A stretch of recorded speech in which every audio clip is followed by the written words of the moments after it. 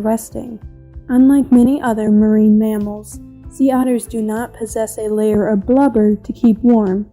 Instead, they rely on their fast metabolism and thick fur. In order to keep up with their metabolism, sea otters may eat 30% of their body weight each day. They feed on a variety of organisms such as clams, crabs, sea urchins, and octopuses by making short dives to the seafloor to snatch prey. Their webbed feet help them swim